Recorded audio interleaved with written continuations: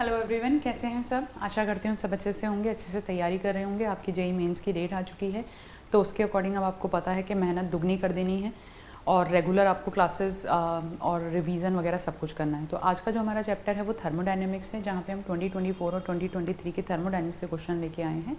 और क्वेश्चन को मैं इस तरीके से कवर करूँगी कि आपके जितने भी इंपॉर्टेंट टॉपिक हैं वो भी यहाँ पे कवर हो जाएं। ठीक है, तो सबसे पहले हम लेते हैं फर्स्ट क्वेश्चन। फर्स्ट क्वेश्चन आपको दिया, which of the following is not correct. कौन सा सही नहीं है, कौन सा सही नहीं है। तो आपके पास में आता है delta G is negative for the spontaneous reaction.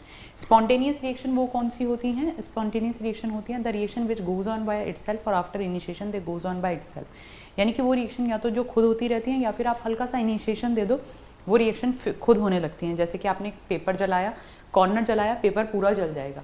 आपने फ्रिज में से बर्फ़ निकाली, जो आइस है वो अपने आप मेल्ट हो गई, रूम टेम्परेचर पे पानी आ गया। आपने गर्म पानी किया, the hot water will become equal to the room temperature automatically, we don't have to do anything for that. तो ये सारी हमारे पास में स्पॉन्टेनियस रिएक्शन है। अब स्पॉन्टेनियस रिएक्शन के लिए हमारे पास में ड्राइविंग फोर्सेज आते हैं, जिनके according you can find out कि whether the reaction is spontaneous और नॉन स्पॉन्टेनियस। तो ड्राइविंग फोर्सेज आपके पास में दो हैं, डेल्टा एच और delta S. If the delta H decreases and delta S increases, तो reaction will be spontaneous. If in any reaction delta H is decreasing और डेल्टा एस अगर आपका इंक्रीज कर रहा है, एंट्रोपी यानी कि रैंडमनेस इंक्रीज कर रही है, सॉलिड लिक्विड में कन्वर्ट हो रहा है, लिक्विड गैस में कन्वर्ट हो रहा है, एंट्रोपी इंक्रीज कर रही है, आपका जो एंथैल्पी डिक्रीज कर रही है। तो आप पानी से बर्फ बना रहे हो, एंथैल्पी डिक्रीज कर रही है। बट जब आपने फ्रिज में से पानी निकाला तो पानी अपने आप मेल्ट हो गया और उस केस में तो एंथैल्पी इंक्रीज कर गई, एंट्रोपी भी इंक्रीज करी। तो ये ओवरऑल फैक्टर किस चीज़ पे डिपेंड करता है? ओवरऑल फैक्टर हमारे पास में डिपेंड करता है डेल्टा जी पे। ओवरऑल से मतलब क्या है? अगर आपको तीनों चीज़ें दी हैं तो you will see the delta G और उसके अकॉर्डिंग आप फाइंड आउट करेंगे कि whether the reaction is spontaneous और नॉन स्पॉन्टेनियस। अब delta G is the Gibbs free energy, that the energy which can use in the useful work. जैसे कि अगर आपका वॉल क्लॉक की बात करेंगे, वॉल क्लॉक में आपके सेल लगे हुए हैं, सेल में जो रिएक्शंस होती हैं, जहाँ आयन मूव करते हैं, according to that movement of ion जो हैंड्स ऑफ द क्लॉक हैं वो मूव कर रहे हैं। आपने रिमोट कंट्रोल दबाया, रिमोट कंट्रोल से चैनल चेंज हो गया, that is also work done, but it is a useful work done. तो डेल्टा जी हमारे पास में we are going to call it Gibbs free energy. अब Gibbs free energy, Gibbs how that Gibbs free energy is relative to spontaneity. तो हमारे पास में तीन फैक्टर हैं। If delta G is less than zero, it means it is negative, तो that reaction is spontaneous. तो आपके पास में रिएक्शन स्पॉन्टेनियस होगी। If delta G is greater than zero यानी कि positive, then the reaction will be non spontaneous, and if delta G is equals to zero, then reaction will at equilibrium, reaction आपकी equilibrium पर होगी। अब आपको क्या दे रखा है? Delta G is negative for spontaneous reaction, this is correct. Delta G is positive for spontaneous reaction, तो ये तो रॉन्ग है। Delta G is zero for reversible reaction. अच्छा, यहाँ पे ऑप्शन में रिवर्सिबल दे रखा है, but according to me it's wrong, it's not reversible reaction, it is for the equilibrium process.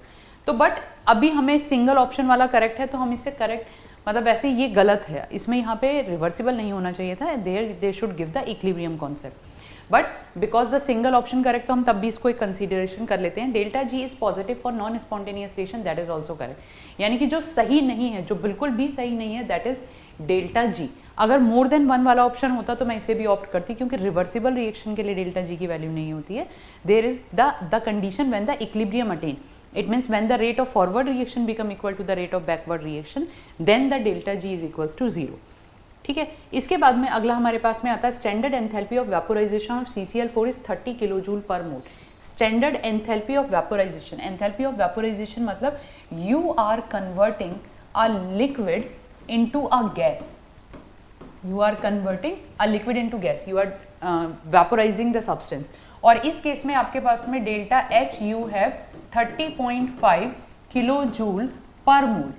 So for 1 mole you require 30.5 kilojoule energy. What they are saying, the heat required to vaporize 284 ग्राम। ये तो mole concept का question आ गया कि आपको ये 284 ग्राम दिया है। अगर ये 284 ग्राम दिया तो calculate the mole of this one, 284 gram and the molar mass of CCl4, carbon आपके पास में 12 आ गया, और क्लोरीन का आपके पास में 35.5 मल्टीप्लाई बाय 4, तो ये आपके पास में आएगा 0, 2 और 142, तो ये और डेसिमल में यहाँ पे होगा तो ये आपके पास में आ जाएगा 154 gram per mole. So there you calculated the mole. अब 1 मोल के लिए, क्योंकि किलोजूल पर मोल है, for 1 mole that much of energy required, so for that much mole of how much energy is required, so just what you have to do, you will multiply this one by 13.5 kilojoule per mole. So your answer, you will get the answer from there.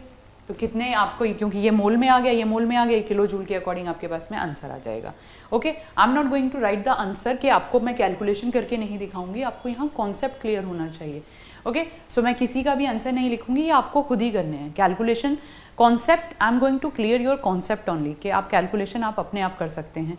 कि 154 को करेंगे तो इसके जो decimal आएंगे, 154 का double 300 के आसपास आएगा, ये तो इसके जो मोल आएंगे वो 1.78 के आसपास कहीं आएंगे, और उसको फिर आप इससे मल्टीप्लाई कर देंगे तो 1 मोल का इतना है, इतने मोल का कितना है, you can get the answer in that.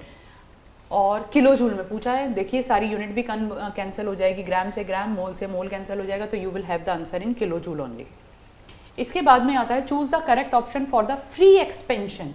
Free expansion का मतलब होता है फ्री एक्सपेंशन या एक्सपेंशन अंडर वैक्यूम। ये आपके पास में दैट एक्सपेंशन अंडर वैक्यूम, इसी को आप फ्री एक्सपेंशन बोलते हो। वैक्यूम में है, वैक्यूम का मतलब क्या है, आपका जो पी एक्सटर्नल है वो 0 है। अब इन्होंने एडियाबैटिक प्रोसेस कहा है, adiabatic process, for adiabatic process the Q is also equals to 0। Q 0 है, P एक्सटर्नल 0 है। मतलब अब हम फर्स्ट लॉ ऑफ थर्मोडायनेमिक्स लेते हैं तो आपके पास में आता है delta U is equals to Q plus W। Q आपके पास में 0 हो गया तो यहाँ पे delta U is equals to W आ गया। बट क्योंकि वैक्यूम है, वैक्यूम में आपको पता है W is equals to minus P external into delta V, V2 minus V1, इस तरीके से होता है। P एक्सटर्नल 0 है तो आपके पास में W भी 0 आ गया, और Q और W का प्लस करोगे तो वो भी तो 0 आएगा, यानी कि यहाँ पे आपका Q भी 0 होगा, W भी 0 होगा और डेल्टा U भी 0 होगा। तो फ्री एक्सपेंशन वैसे जब भी कभी होता है, चाहे आप आइसोथर्मल में लो चाहे आप एडियाबैटिक में लो, ऑल द वैल्यूज आर 0। तो यहाँ पे Q is equals to 0, delta T will be 0 और W is equals to 0, everything will be 0 only. ठीक है, क्योंकि फ्री एक्सपेंशन की हम बात कर रहे हैं। इसके बाद में नेक्स्ट क्वेश्चन हमारे पास में आता है 2 रिएक्शंस आर गिवन, और आपको यहाँ पे then the enthalpy change for the following reaction. देखो एक तरीका ये है कि आप रिएक्शन को सॉल्व करो। अगर आपका थियोरेटिकल पेपर होता तो मैं जरूर कहती कि हाँ भाई रिएक्शन सॉल्व करो और फिर उसके अकॉर्डिंग करो, but right now I am going to give you the trick या फिर सिंपल सी कॉन्सेप्ट है मैथ्स में आप जिस तरीके से सॉल्व करते हो, क्योंकि जेई के पेपर में the time management is the must. तो आपको ये क्वेश्चन इतनी डिटेल में सॉल्व नहीं करना, but if you want I am going to solve it. आपको चाहिए क्या, द एंथैल्पी चेंज निकालनी है इस रिएक्शन के लिए, इस रिएक्शन की आपको डेल्टा एच निकालनी है। अब आप यहाँ पे देखोगे तो यहाँ पे आपके पास में 3C हैं, 3C हैं, और ये वाली जो रिएक्शन है यहाँ पे कार्बन 1 है। तो what you are going to do, आंख बंद करो और इसमें 3 से मल्टीप्लाई कर दो, क्योंकि आपको 3 कार्बन चाहिए। Fe2O3 आपका इधर है on the right hand side, you need that Fe2O3 on the left hand side, तो रिवर्स दैट रिएक्शन, यानी कि इस रिएक्शन का रिवर्स कर दो। मैंने इस रिएक्शन का रिवर्स किया तो I am going to get Fe2O3 gives out 2Fe plus 3/2O2। You have to write the states also, but क्योंकि अभी हमारा स्टेट की इतनी कोई इंपॉर्टेंट नहीं है, और जब आप इसको रिएक्शन को रिवर्स करेंगे तो इसकी डेल्टा एच भी रिवर्स हो जाएगी, मतलब साइन चेंज हो जाएंगे। तो in that case you have 822 kilo joule per mole, दोनों ही किलो जूल पर मोल में दिए हैं, तो that's why I am not going to write the, but the unit is very much important, पहले ही यूनिट देख लिया करो। इसमें मैंने 3 से मल्टीप्लाई किया तो you have 3C plus 3/2O2 gives out 3CO plus 3CO, और इस केस में आपके पास में जो डेल्टा एच होगा, आप डेल्टा एच को भी 3 से मल्टीप्लाई करेंगे, so you have -330 kilo joule per mole. अब अगर आप इन दोनों इक्वेशन को ऐड करेंगे, यू दैट 3O2 कैंसिल हो जाएगा, और यहाँ पे अब ओवरऑल रिएक्शन आपके पास में आएगी 3C plus Fe2O3 gives out 2Fe plus 3CO। इसी के लिए हमें निकालना था, यही तो पूरा आपको निकालना है। इन दोनों को ऐड कर दो, ये प्लस में है, ये माइनस में है, तो 2 और 12 में से 3 गए, बचे 9, और यहाँ पे आपके पास में आ गया 7 माइनस 3 4, तो that is 492 kilo joule per मोल।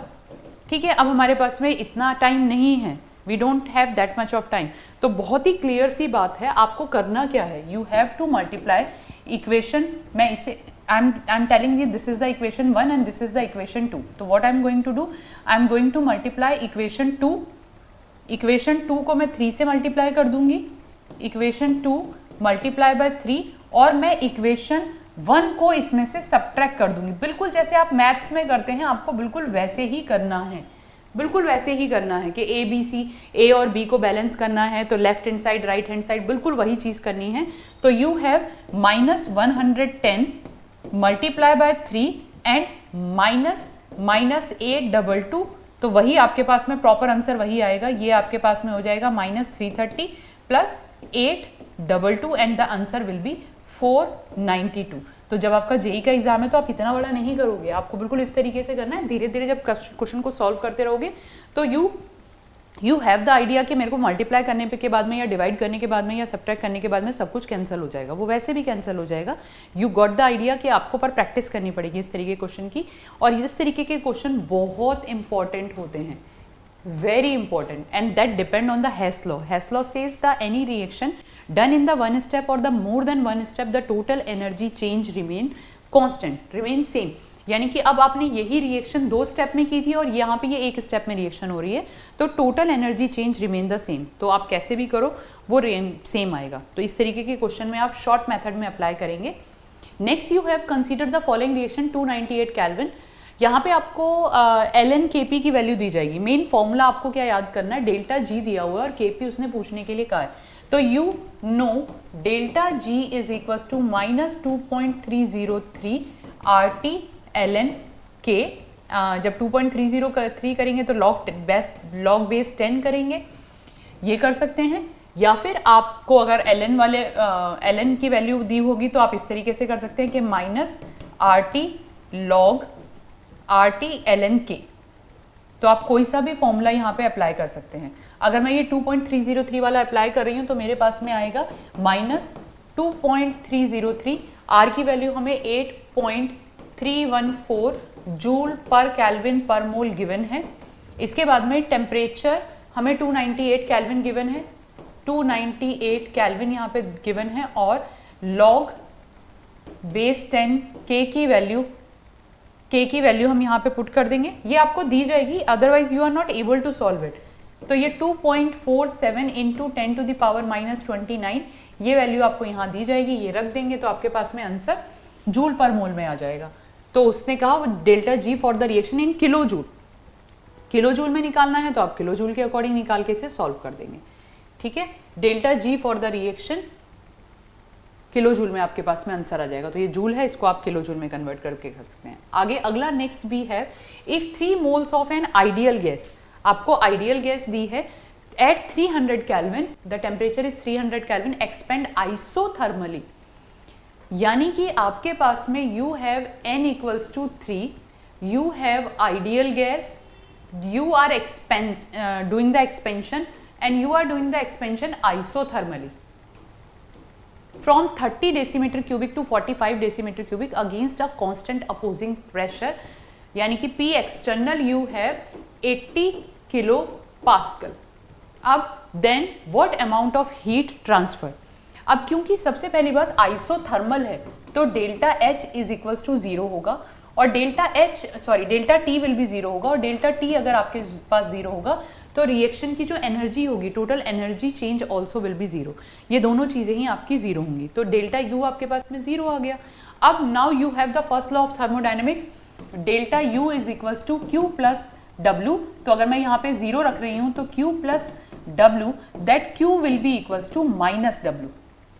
ठीक है, अब -W में भी आपके पास में अलग अलग कॉन्सेप्ट हैं। If you are doing isothermally reversibly expansion, यानी इट मीन्स आप गैस का एक्सपेंशन कर रहे हो आइसोथर्मली एंड रिवर्सिबल कंडीशन पे, तो then you are going to apply this formula, W is equals to -2.303 nRT log V2 over V1, that is the reversibly. But क्योंकि आप इरिवर्सिबली कर रहे हो, क्योंकि यहाँ पे रिवर्सिबली नहीं दिया तो ये इरिवर्सिबली कर रहे हो, वैसे भी जब एकदम लार्ज चेंज होता है तो वो इरिवर्सिबली होता है, तो यहाँ पे आप ये वाला फॉर्मूला अप्लाई नहीं करोगे। There you are going to use the formula, irreversible के लिए आप कर रहे हो तो आप चाहो तो इसे आई इरिवर्सिबल लिख भी सकते हो, and that will be equals to minus P external V2 minus V1। अब P एक्सटर्नल आपके पास में कितना है, वो आपके पास में है 80 kilo pascal, 10 to the power 3 pascal मैं इसको लिख रही हूँ यहाँ पे, और आपके पास में जो वॉल्यूम है that is the decimetre cubic. अब you know 1 litre is equals to 10 to the power 1, आपको 1 लीटर नहीं 1 मीटर, मीटर में कन्वर्ट कर देंगे इसको, 1 metre is equals to 10 to the power -1 decimetre. Okay, तो मीटर डेसीमीटर क्यूबिक को आपको मीटर में कन्वर्ट करना है तो you are going to multiply by 10 to the power -3, तो ये आपके पास में आ जाएगा 45 minus 30 into 10 to the power -3 metre cubic. Metre cubic में कन्वर्ट कर दिया हमने इसे यहाँ पे। ओके, अब हमारे पास में ये आपके आ गया माइनस और 10 पावर ये 10 टू द पावर 3 और 10 टू द पावर -3 आपका कैंसिल हो जाएगा, यहाँ पे आपके पास में आएगा 80 इंटू 15 और that is pascal metre cubic. तो ये आपके पास में आ गया 1200 माइनस पास्कल मीटर क्यूबिक, तो 1 pascal metre cubic is equals to 1 joule, तो ये आपके पास में आ गया जूल में answer. And the answer is heat transferred पूछा है, उन्होंने एब्जॉर्ब्ड और एमिटेड नहीं पूछा है, तो हीट कितनी ट्रांसफर होगी, the heat transfer is 1200 joule. तो अब आपको ये देखना है, देखिए वर्क डन अंडर, अगर आप आइडियल गैस के लिए रिवर्सिबल कंडीशन पे ले रहे हैं तो then you are going to use this formula, तो आपको ये यूज करना है। अगर आप इरिवर्सिबल कंडीशन पे ले रहे हैं then you are going to use this formula, और अंडर वैक्यूम कर रहे हैं यानी कि फ्री एक्सपेंशन कर रहे हैं तो then the W will be 0। तो ये 3-4 कंडीशंस होती हैं, ये कंडीशंस आपको पता होनी चाहिए, उसके अकॉर्डिंग आपको फॉर्मूला अप्लाई करना होता है। Next you have for a certain thermochemical reaction the temperature is given 400 Kelvin, delta H naught is given 77.2 kilojoule per mole and delta S is given 122 joule per Kelvin per mole. So the log equilibrium constant log K you have to find out. अब सबसे पहले आपको delta H और delta S दिया हुआ है, तो there is a relationship of delta G, तो हमें पता है delta G is equals to minus 2.303 RT log के log base 10 के, पर डेल्टा जी तो हमारे पास में है नहीं, तो for delta G not we are going to use delta H minus T delta S. ठीक है, डायरेक्ट फॉर्मूला लगा देंगे, but check the units, units are very much important. यहाँ पे किलो जूल है और यहाँ पे जूल है, यहीं पे अधिकतर गलती करते हैं बच्चे, ध्यान रखना। ये अधिक मैं अभी भी आपको बता रही हूँ, the enthalpy mostly given in the kilo joule and entropy mostly given in the joule. तो ये जब आपको एंट्रोपी दी होगी तो हमेशा ध्यान रखना कि एंट्रोपी आपको जूल या किलो जूल में तो नहीं दी है, तो उसका ध्यान रखना। बाकी तो फिर आप फॉर्मूला अप्लाई कर लोगे, तो you no 77.2 kilo joule per mole, this is temperature आपको दे रखा है 400 केल्विन, और यहाँ पे आपको एंट्रोपी आपके पास में किलो जूल को, इसको जूल को किलो जूल में कन्वर्ट करेंगे तो that will be 0.122 kilo joule per mole पर केल्विन, पर केल्विन भी है यहाँ पे, किलो जूल पर केल्विन पर मोल। सो इसको सॉल्व करो, डेल्टा जी नॉट निकालो, डेल्टा जी नॉट की ये वाली वैल्यू यहाँ पे आप पुट कर दो तो you will get the value of, अच्छा आर की वैल्यू अब आपको क्या लिखनी है, जूल में निकाल रहे हो तो आर की वैल्यू 8.314 जूल पर केल्विन पर मोल लिखोगे, और टेम्परेचर की वैल्यू यहाँ पे पुट करके आपके पास में आंसर आ जाएगा। ठीक है, तो ये दोनों फॉर्मूले हैं डेल्टा जी को कैलकुलेट करने के लिए। इसके बाद में अगला आता है, an ideal gas undergo cyclic transformation starting from the point A and becoming and coming back to the same point. Cyclic process हो गया, यानी कि आपने जहां से शुरू किया था आप उसी पॉइंट पर वापस आ रहे हैं। अगर आप उसी पॉइंट पर वापस आ रहे हैं तो डेल्टा यू तो आपका 0 होगा, because it is a state function. State function आपके पास में क्या होते हैं, state function which depend only on initial and final state. जैसे कि मैंने आपको कहा कि आपको पानी गर्म करना है, मैंने आपको 1 लीटर पानी दिया और आई आस्क यू कि change the temperature by 25 to 100 degree Celsius, तो मुझे बस टेम्परेचर चेंज चाहिए, आपने वो पानी कैसे गर्म किया मुझे उससे कोई मतलब नहीं है। You heat that water on the gas burner और you heat that water on the microwave और इंडक्शन चूल्हा मुझे नहीं है, मुझे ये है कि आपने टेम्परेचर चेंज किया। तो that is a state function जो केवल फाइनल और इनिशियल स्टेट पे डिपेंड कर रहा है। अब क्योंकि आपका साइक्लिक प्रोसेस है, you started from the A and you come back at the A again, तो साइक्लिक प्रोसेस में डेल्टा यू जो होगा वो आपका 0 होगा। बट W और Q, that W and Q are the path function, वो आपके पाथ पे डिपेंड करते हैं कि आपने कैसे वो चेंज किया। तो W U तो आपको पता चल गया 0 हो गया। अब मैं A से B में स्टार्ट करती हूँ, अगर मैं A से B तक चल रही हूँ तो यहाँ पे आपका वॉल्यूम चेंज 0 है, और वॉल्यूम चेंज 0 है तो that process is called isochoric. ये आपके पास में आइसोकोरिक है। C टू B में जब आप जा रहे हैं इस तरीके से तो यहां पे आपका प्रेशर कांस्टेंट है, दैट इज कॉल्ड आइसोबारिक, इसे आप आइसोबारिक बोलते हैं। और B से C में जब जा रहे हैं तो टेम्परेचर हमें कांस्टेंट ही दे रखा है तो ये आइसोथर्मल आ जाएगा। अब इस तरीके के जब भी क्वेश्चन होते हैं तो इसमें जो आपका वर्क डन होता है that is the area covered under that particular cycle. जो भी आपको साइकिल दिया उसके अंदर का जो भी एरिया। अब ये तो आपके पास में राइट एंगल ट्राइंगल दिया है, और राइट एंगल ट्राइंगल का एरिया क्या होगा आपके पास में, राइट एंगल ट्राइंगल का एरिया आपके पास में होगा half into length perpendicular into base, half into perpendicular या हाइट इंटू बेस भी कर सकते हैं। हाइट इंटू बेस कर देते हैं, वो आपको ज्यादा इजी रहेगा। तो that is the height into base. अब बेस आपका कितना चेंज हुआ है, 10 से 30 पे चला गया, तो बेस आपके पास में आया 20 किलो पास्कल में दे रखा है। अगेन ये आपको आंसर, तो ये आपका आ गया किलो पास्कल। और इसके बाद में ये जो आपका वॉल्यूम है, वॉल्यूम आपका 10 से 30 पे गया तो ये भी आपके पास में 20 हो गया। तो 2 इंटू 30 माइनस 10, ये भी आपके पास में 20 डेसीमीटर क्यूबिक हो गया।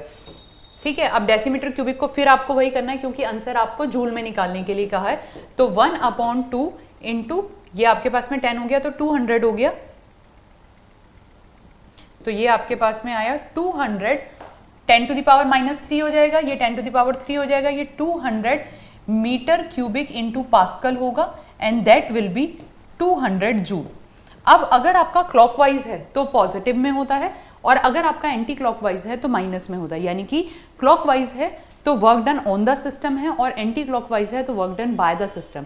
तो ये ऑन द सिस्टम है, क्लॉकवाइज है तो ये आपका जो वर्क डन आएगा पॉजिटिव में आएगा and that will B 200 joule. Clockwise ऐसे चल रहा है ना, ए से बी में, बी से ए से बी में, बी से सी में और सी से फिर ए में, तो ये आपका क्लॉकवाइज चल रहा है इस तरीके से।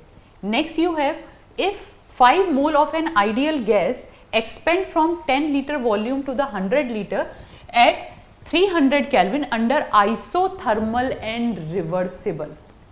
यहाँ पे आपको रिवर्सिबल गिवन है and if you have reversible given तो वर्क डन का आप यहाँ पे फॉर्मूला लगाओगे -2.303 RT log V2 over V1। तो यहाँ पे आप वैल्यू रखोगे -2.303 8.314 जूल पर केल्विन पर मोल। कैलकुलेशन आपकी बहुत स्ट्रॉन्ग होनी चाहिए ताकि टाइम ना लगे, और टेम्परेचर आपको दिया है 300 केल्विन, और यहाँ पे आपके पास में आएगा log 100/10, log 100/10, 10 log 10 आपके पास में 1 होता है, तो आपको ये पूरा मल्टीप्लाई करना है। अच्छा, केल्विन से केल्विन जब आपका यहाँ पे कैंसिल हो जाएगा तो you have the answer in joule per mole. तो they are asking for the value of x, तो इसको जब आप मल्टीप्लाई कर दोगे आपके पास में x की वैल्यू आ जाएगी। मेन चीज क्या थी, आपको फॉर्मूला लगाना आना चाहिए कि आपके पास कौन सा फॉर्मूला यहाँ पे अप्लाई करोगे। Next you have for a certain reaction at 300 kelvin the k is 10, delta g for the same reaction into 10 to the power -1 kilo joule per mole. तो अभी आपने किया है delta g is equal to -2.303 RT। अच्छा, यहाँ पे आपके पास में नंबर ऑफ मोल भी थे तो यहाँ पे आप n भी करोगे, और n करोगे तो इसको आप 5 से मल्टीप्लाई करोगे, यानी कि ये आपके पास में इस क्वेश्चन में 5 से भी मल्टीप्लाई करोगे, वहाँ पे nRT आएगा तो इंटू 5 और ये इंटू लॉग 100 अपॉन 10, 10 से 10 मल्टीप्लाई हो गया, तब आप इसको सॉल्व करोगे। n मैं भूल गई थी यहाँ पे लिखना, तो ये चीज़ें थोड़ा ध्यान रखना। Delta g is equal to -2.303 RT, ये आपके पास में आ गया log k। तो यहाँ तो बिल्कुल ही डायरेक्ट फॉर्मूला है, -2.303 8.314। ये थोड़ी जो कैलकुलेशन है ना, इसको थोड़ा ट्राई करके देखोगे ना तो आपको आदत पड़ जाएगी। तो 2.303, 8.314 और 300 को अगर आप मल्टीप्लाई करोगे तो ये ना एक अधिकतर मोस्टली क्वेश्चंस में यही होता है, तो ये थोड़ा आपको याद हो जाएगा, तो उसमें आपकी टाइम सेव कर सकते हो आप इतना। और log के 10 है तो 10 की वैल्यू आपके पास में 1 होती है, इस पूरे को मल्टीप्लाई कर दो, मल्टीप्लाई करोगे तो पर यहाँ पे जो आपके पास में आंसर आएगा वो जूल पर मोल में आएगा जब मैं इसको सॉल्व करें, क्योंकि केल्विन से केल्विन कैंसिल हो गया, वो जूल पर मोल में आएगा। तो आप इसे फिर 1000 से डिवाइड कर दो, तो ये आपके पास में किलो जूल पर मोल में आएगा, और किलो जूल पर मोल को भी वो 10 टू द पावर -10 में चेंज करने के लिए कह रहे हैं, तो फिर आप उसको 10 टू द पावर -10 में चेंज कर दो। ठीक है, नेक्स्ट आता है हमारे पास में 1 mole of an ideal monoatomic gas. आपको मोनो एटॉमिक गैस दी है, monoatomic gas is subjected to the changes as shown in the graph. ये पूरा ग्राफ दे रखा है, देखो अब यहाँ 1 to 2, 2 to 3 और 3 to 4, ये भी है तो clockwise he. The magnitude of the work done, W निकालना है। अब यहाँ पे स्ट्रेट आपको ग्राफ नहीं है, ये आपका प्रॉपर ट्राइंगल नहीं बन रहा है, तो आप क्या करोगे, हर एक पॉइंट का अलग अलग तरीके से निकाल लो।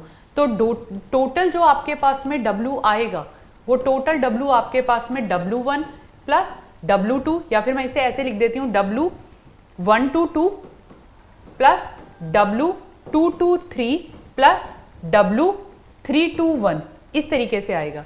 अब W122 जब आप कर रहे हैं तो आप कांस्टेंट प्रेशर पे चल रहे हैं, तो दैट इज आइसोबारिक, और इस केस में आप P एक्सटर्नल जो होगा आपका 1 होगा, क्योंकि ये इस तरीके से है, तो ये आपके पास में आएगा -P external V2 minus V1, volume change 40 to 20 हो रहा है, तो ये आपके पास में आएगा 1, और बार में दिया हुआ है बार, और वॉल्यूम आपका आ जाएगा 40 - 20। ठीक है, ये हो गया। इसके बाद में जब आप 2 से 3 ले रहे हैं तो आपका आइसोकोरिक है, वॉल्यूम चेंज ही नहीं हो रहा, तो वर्क डन नहीं होगा, यानी कि 2 to 3 में आपके पास में ये वैल्यू 0 आ जाएगी। और जब आप 3 to 1 ले रहे हैं तो ये वाला आपके पास में टेम्परेचर, इन्होंने द गैस इज आइसोथर्मल है। अब इसको कैसे निकालेंगे आप, यहाँ पे अब आपके पास में आइसोथर्मल प्रोसेस आ गया, और आइसोथर्मल प्रोसेस में आप यहाँ पे जब जाएगा तो ये रिवर्सिबल टाइप का आएगा, तो यहाँ पे 2.303 RT, यानी कि अब यहाँ पे एक कॉन्सेप्ट आता है, आप जब इसको कर रहे हो तो आप कर रहे हो W is equals to RT, ये आप कर रहे हो -RT log V2 over V1, इस तरीके से आप सॉल्व कर रहे हो।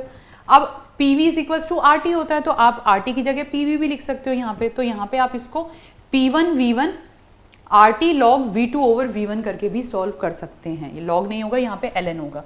तो अगर मैं इसको करूँ तो मैं इसको सॉल्व करूँगी ऐसे के प्लस P1 V1, और यहाँ माइनस में आ जाएगा -P1 V1 log V2 over V1, तो ये आपके पास में आ जाएगा। P1 आपके पास में प्रेशर आपके पास में 1 है, और 1 पे वॉल्यूम आपका 20 है, तो आप उसको करोगे 1 × 20 multiply by log V2 over V1। Final volume आपके पास में 40 है, और इनिशियल वॉल्यूम आपके पास में 20 था, तो 20 बाय ये 20 हो गया, log 20, log 2 की वैल्यू 2.303, ये सब चीज़ें आपको याद होनी चाहिए, 0.3010, तो वो सारी वैल्यू यहाँ पे याद करके आप इसको सॉल्व कर लोगे इस तरीके से।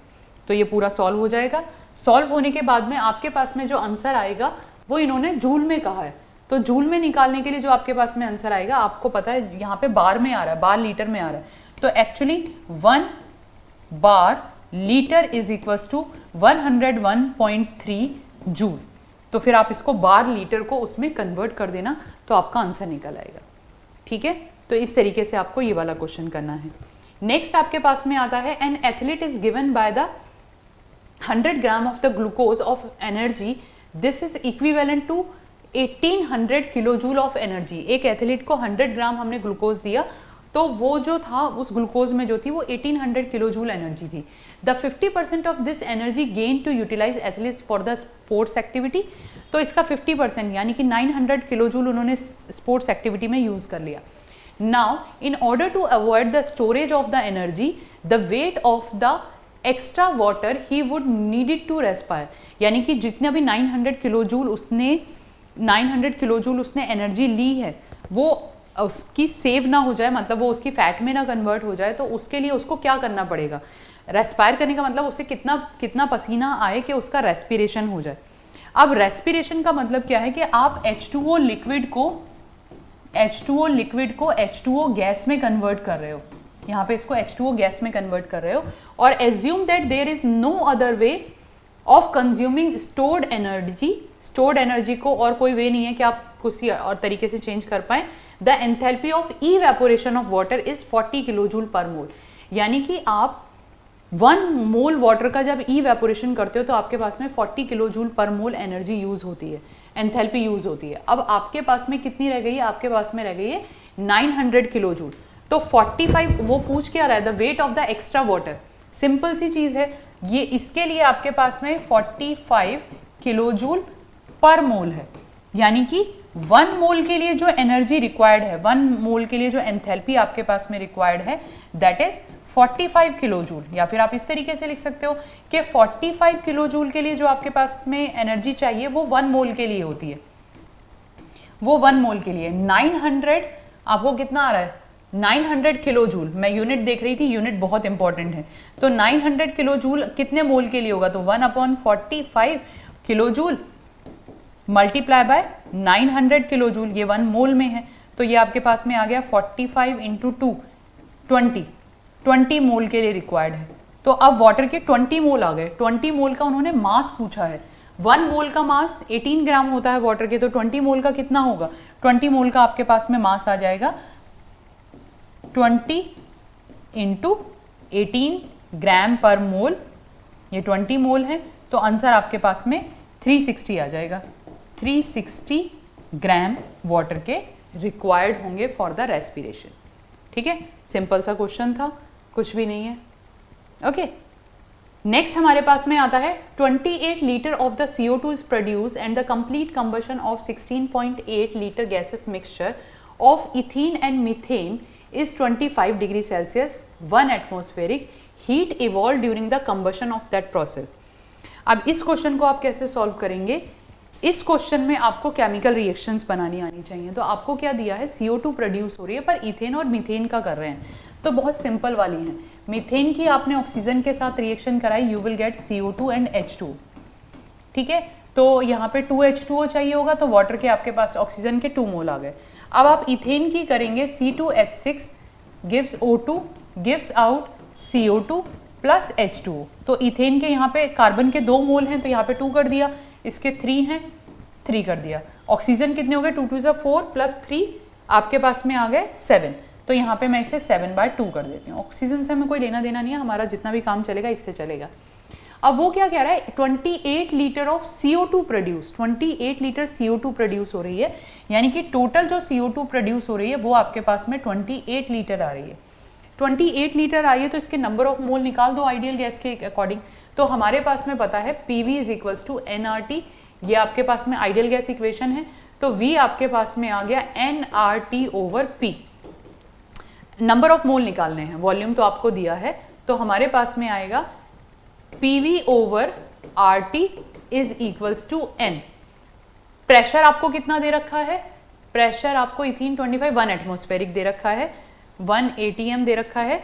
वॉल्यूम आपको कितना दिया हुआ है, वॉल्यूम आपको 28 लीटर दे रखा है, तो R की वैल्यू 8.314 यहाँ जूल में होगी, तो हम 8.341 नहीं लिखेंगे, यहाँ पे हम 0.082 लीटर एटमॉस्फेरिक पर केल्विन पर मोल लिखेंगे, और मल्टीप्लाई बाय टेम्परेचर, टेम्परेचर 25 दिया, यानी कि 298 केल्विन आ गया, 298 केल्विन। ये आपके पास में CO2 के नंबर ऑफ मोल आ गए, टोटल ये CO2 के नंबर ऑफ मोल आ गए। अब CO2 के देखो, अगर इसके X मोल हैं तो हमें इसके भी X मोल मिलेंगे, पर अगर इसके Y मोल हैं तो यहाँ पे इसके 2Y मिलेंगे। ठीक, मोल के अकॉर्डिंग। तो x प्लस वाई और इसके x प्लस 2y हमारे पास में 28 लीटर के इक्वल हैं। अब यहाँ पे हमें वॉल्यूम दिया है इन दोनों गैसेस का, 16.8 लीटर गैसेस का वॉल्यूम दिया। अब देखो दो कॉन्सेप्ट हैं, या तो आप PV is equal to nRT लगा के दोबारा नंबर ऑफ मोल निकाल दो और इन दोनों को ऐड करके उसके इक्वल पुट कर दो, ये इक्वेशन इस तरीके से कर सकते हैं। या फिर आप इस तरीके से भी कर सकते हैं कि आप x, इसके जो x मोलों की संख्या, वैसे मुझे तो ये ज़्यादा बेटर लगा कि आप दोनों के नंबर ऑफ मोल निकाल दो और फिर उसको कर दो, क्योंकि वॉल्यूम दिया है। तो आप किस तरीके से इस क्वेश्चन को सॉल्व करना चाहोगे वो डिपेंड करता है कि आपका आंसर, वैसे तो आंसर दोनों तरीके से आएगा। तो अगर मैं इस तरीके से करूं कि मेरे को जो 16.8 लीटर गैसियस मिक्सचर दिया है, तो मैं यहाँ पे भी फिर PV is equal to nRT लगाकर, यानी कि n is equals to PV upon RT लगाकर यहाँ पे फिर दोबारा फॉर्मूला वही अप्लाई करूंगी, पर यहाँ पे इस बार मेरे पास में वॉल्यूम 16.8 लीटर आ जाएगा। तो ये मेरे पास में आएगा pressure 1 atmospheric, volume 16.8 litre, R आपके पास में 0.082 और लीटर एटमॉस्फेरिक पर केल्विन पर मोल, और टेम्परेचर आपके पास में 298 केल्विन आ गया। तो यहाँ से इन दोनों के नंबर ऑफ मोल्स निकल जाएंगे, मतलब x और y का सम आ जाएगा। पर x और y का सम नहीं चाहिए, हमारे पास में जो वैल्यू आई है वो x और 2y की आ रखी है, इसके y मोल है, तो हमारे पास में x प्लस 2y आ जाएगा। x प्लस 2y की वैल्यू आपके पास में वहां से आ गई n1, और x प्लस y की वैल्यू आपके पास में n2 से आ जाएगी। तो यहाँ से आप y की वैल्यू निकाल लो और x की वैल्यू निकाल लो, और उसके बाद में यानी कि आपके पास में x के नंबर ऑफ मोल, मीथेन के नंबर ऑफ मोल और y के यानी इथेन के नंबर ऑफ मोल आ जाएंगे। अब इनकी जो एनर्जी है उनके मोलों के अकॉर्डिंग ही तो एनर्जी रिलीज होगी। तो यहाँ पे मीथेन के नंबर ऑफ मोल हो रहे हैं, यानी कि ये आएगा -900 kilojoule per mole multiply by n1, methane के जो नंबर ऑफ मोल हैं, प्लस यहाँ पे आपके पास में आएगा n1 नहीं x मल्टीप्लाई बाय x, क्योंकि मीथेन के जो नंबर ऑफ मोल आए हैं वो x आए हैं, और यहाँ पे आपके पास में आएगा -1400 kilojoule per mole multiply by y। दोनों के नंबर ऑफ मोल को इससे मल्टीप्लाई करके कि इतने 1 मोल से इतनी एनर्जी हो रही है, तो जितने भी हमारे पास मोल हैं उससे कितनी एनर्जी रिलीज होगी, दोनों को प्लस कर दो, ये आपके पास में आंसर आ जाएगा। पर बहुत लेंदी क्वेश्चन है, बहुत टाइम कंज्यूमिंग क्वेश्चन है। इस तरीके के क्वेश्चन तभी परफॉर्म करना जब आप ऑलरेडी बहुत वेल पोजीशन पे हो कि हाँ, और आपकी स्पीड बहुत तगड़ी है कि हाँ भाई कोई दिक्कत नहीं है, कर लेंगे। अदरवाइज अगर आपको लग रहा है कि हाँ मेरा टाइम थोड़ा वेस्ट होने वाला है या मेरे को बहुत ज़्यादा टाइम लगने वाला है, तो इस तरीके के क्वेश्चन को शुरू में अप्लाई मत करना, आप ईजी क्वेश्चन को पहले परफॉर्म करने की कोशिश करना। नेक्स्ट हमारे पास में आता है गिवन ए CO2 प्लस 2CO प्लस, ये देखो ये आपके पास में इक्वेशन है, 2CO plus O2 gives out 2CO2, और इस इक्वेशन के लिए डेल्टा H आपको -x किलोजूल पर मोल दिया है। ठीक है, दूसरी इक्वेशन आपको दी है C ग्रेफाइट, ये आपका ग्रेफाइट है, plus O2 gives out CO2, ये भी गैस है, ये भी गैस है, ये भी गैस है और ये भी गैस है। इसके लिए आपको डेल्टा H, ये H1 है, ये H2 है, ये -y दिया है, किलोजूल पर मोल में दिया है। Delta H for the reaction of graphite, C graphite plus half O2 gives out CO, ये हाफ O2 है, इसके लिए आपको डेल्टा H निकालना है। यहाँ पे आपको डेल्टा H निकालना है। अब देखो C ग्रेफाइट तो आपको ऐसे का ऐसे ही चाहिए, C ग्रेफाइट आपको ऐसे का ऐसे ही चाहिए, बिल्कुल ऐसे ही ले लोगे, पर जो कार्बन मोनोऑक्साइड है वो रिएक्शन के उस तरफ जाना चाहिए, यानी कि रिएक्शन के राइट हैंड साइड पर होना चाहिए, और कार्बन मोनोऑक्साइड के 1 मोल चाहिए, 1 मोल चाहिए, यानी कि आप उस रिएक्शन को रिवर्स भी करोगे और उसको डिवाइडेड बाय 2 भी करोगे। तो यहाँ पे जब मेरे पास में आएगा, तो अगर मैं इस इक्वेशन के लिए डेल्टा H निकालूंगी, delta H for that particular reaction, we are going to take, इसे मैं इक्वेशन 1 ले रही हूँ और इसे मैं इक्वेशन 2 ले रही हूँ। तो यहाँ पे मेरे पास में आएगा इक्वेशन 2 प्लस, रिवर्स कर दूं या माइनस कर दूं, बात एक ही है, यानी कि मैंने किया माइनस इक्वेशन 1 और डिवाइडेड बाय 2, इक्वेशन 1 को 2 से हम डिवाइड भी करेंगे, तो मेरे पास में यहाँ पे आएगा ये -y आएगा और ये आएगा प्लस x बाय 2। अब मैं इसको सॉल्व कर लेती हूँ, तो मेरे पास में ये आएगा 2y प्लस x अपॉन 2। तो आंसर हमारे पास में देख लेते हैं -2y, या फिर इसे मैं ऐसे लिख सकती हूँ x माइनस 2y अपॉन 2। तो कौन सा ऑप्शन करेक्ट है? Option A will be the correct option. Okay, next question हमारे पास में आता है when 2 litre of ideal gas expand isothermally into vacuum, isothermally into vacuum a total volume to 6 litre, the change in internal energy. अगर isothermally है तो delta U आपका 0 होगा, और क्योंकि वैक्यूम में है तो W भी 0 होगा, और यहाँ पे आपका Q भी 0 होगा, तो आंसर आपका 0 जूल आ जाएगा। इसके बाद में नेक्स्ट क्वेश्चन आता है the enthalpy change for the conversion of half Cl2 gas to Cl aqueous. It means that is कि आप क्लोरीन मॉलिक्यूल को ब्रेक कर रहे हो, उसे एटम में कन्वर्ट कर रहे हो, and then you are doing the solvation. तो यहाँ पे आपके कौन कौन से स्टेप होंगे? पहला स्टेप, आप इसको डिसोसिएट करोगे, हाफ ऑफ डिसोसिएशन एनर्जी या डिसोसिएशन एंथैल्पी, तो आपके पास में क्लोरीन गैस आएगी।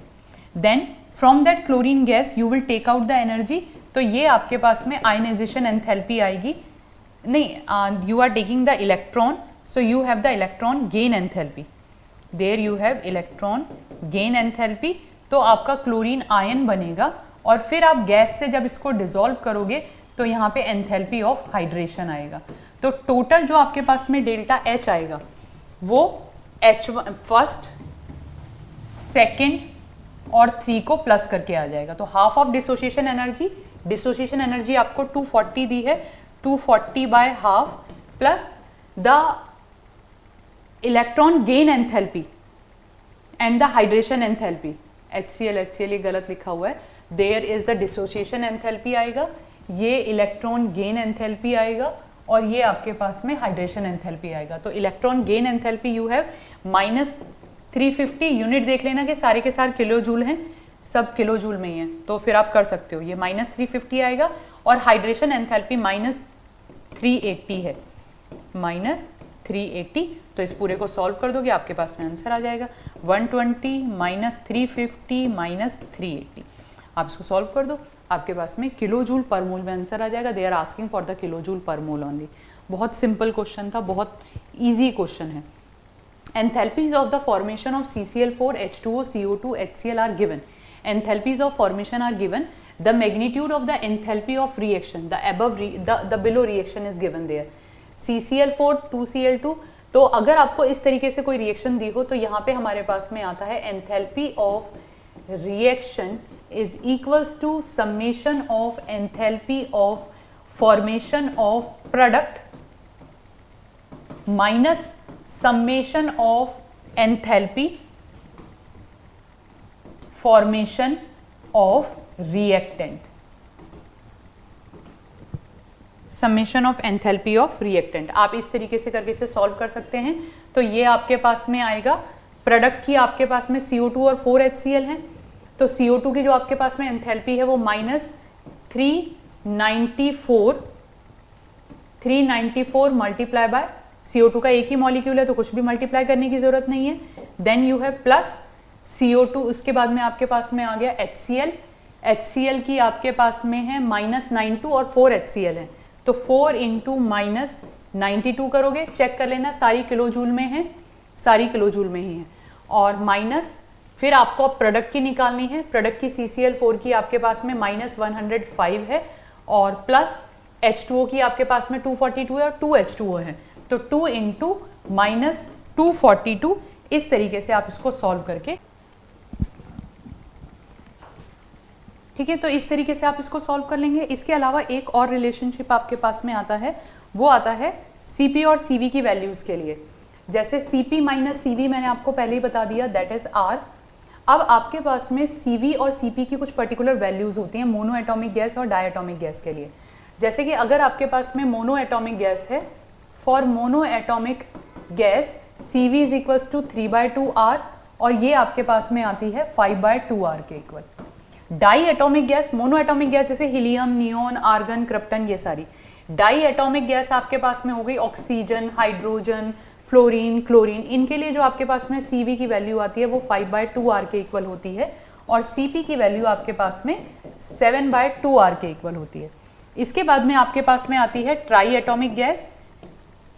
ट्राई एटॉमिक गैस CO2 हो गई आपके पास में, SO2 हो गई, ये सारी की सारी आपके पास में ट्राई एटॉमिक गैसेज होती हैं। तो ट्राई एटॉमिक गैस के लिए आपके पास में Cv की वैल्यू आ जाएगी 7/2r के इक्वल और Cp की वैल्यू आपके पास में आती है 9/2r के इक्वल।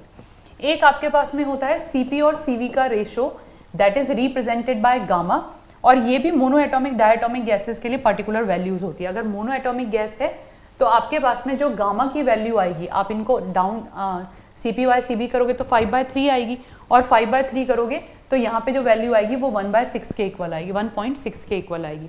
ऐसे ही नेक्स्ट में आप Cp/Cv करोगे तो आपके पास में 7/5 आएगा और 7/5 की वैल्यू आपके पास में 1.4 के इक्वल आ जाएगी। ऐसे ही आप 9/7 करोगे तो ये 1.3 के इक्वल आ जाएगी। तो ये कई बार डायरेक्ट ही क्वेश्चन पूछ लिया जाता है, गामा वैल्यू आपसे डायरेक्टली पूछ ली जाती है। तो ये मेनली जो 2024 के और 2023 के क्वेश्चन थे उन पे बेस्ड क्वेश्चन थे।